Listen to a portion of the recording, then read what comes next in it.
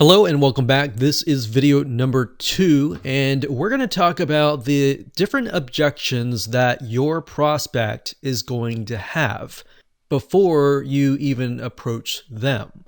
So having an idea of these objections will actually help you utilize the method in a more efficient way.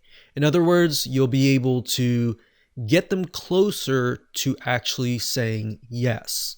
So if you think about the experience that your prospects may have had in the past, they may have had bad experiences with other digital marketers, or they might have good experiences and more.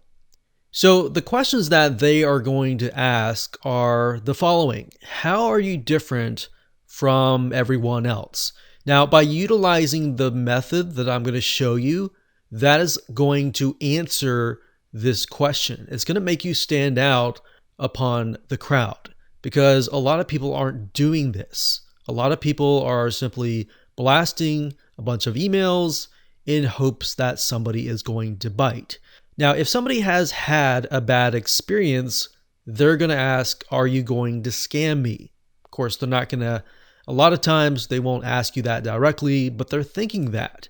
But if you provide immense value up front, then guess what? You will gain their trust. So in essence, you're basically answering these questions in their heads. Now, you might be able to think of other objections that are not on this list, and that's great because if you can make sure that you cover your bases and cover as much objections as possible, that is going to help you down the long run. Another thing is a lot of people, especially if they don't have websites or they don't have videos and they just have something like a local store, a lot of them will say things like, well, my customers don't use the web. And a lot of times they'll say that, but they won't really know.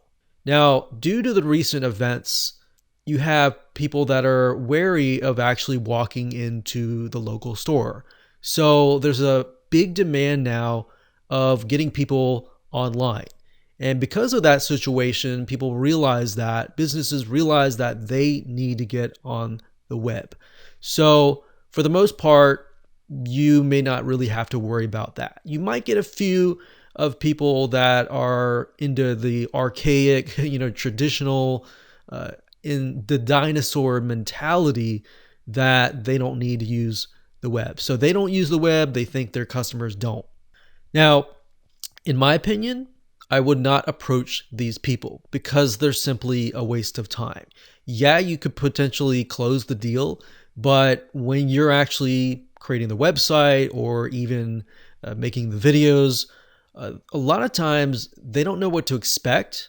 So they might jump in or they'll have, skeptical, they'll start second guessing and all that. The goal here is to focus on people who have existing websites, have existing videos, and are already doing some sort of online marketing. So in other words, they're trying to do it. They might not necessarily be doing a really good job, whereas that's where you come in.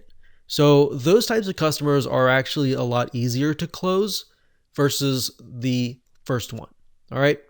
So you can go beyond existing websites, videos. It really depends on what service you want to offer.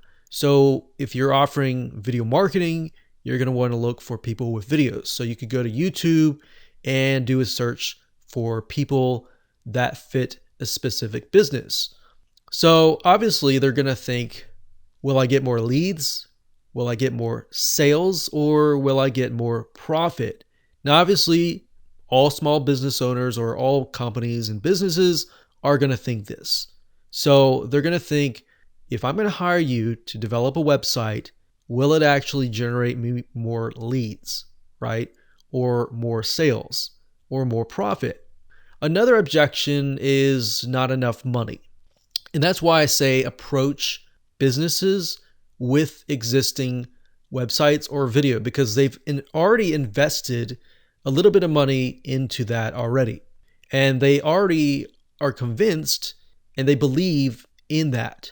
Now, if they say not enough money, what you're doing here is you're proving that you offer quality services. So by utilizing this method, you're actually going to resolve this objection because you're going to show that you're different, you provide immense value, and if you use the go narrow method combined with the actual method, then it's really going to make it convert at a higher rate. People are going to come to you because they feel like you actually understand their business. So there are other objections in terms of websites and videos. And for videos, a lot of times the small business owner has a little bit of fear when it comes to videos. So first off, maybe they don't have time to record, or they're worried about being on camera. But one way that I have, at least one thing that I have told a lot of small business owners and got them to, join a service for where they get their videos created is by asking this question. Simply asking them, you know how your customers ask the same questions? And they'll say, yeah, and you can ask them, what are the top 5 questions that everyone asks?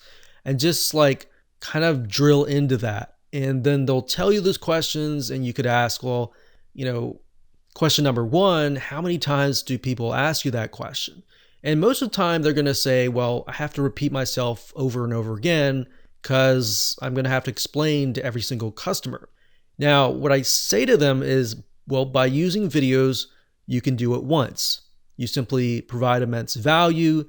You'll spend less time answering the same questions. And if it's on your website, which a lot of people actually go to the website to do a little bit of research on that business, they might have watched the video and at least will get an idea about the questions. And when they approach the business owner at that period of time, a lot of times they are actually wanting the service. Now, in terms of websites and other services, we could go on and on and on. Really what it comes down to is to figure out what they're doing at the first place, have they gotten results, and how you can improve on that. All right. So with that said, let's move on to video number 3.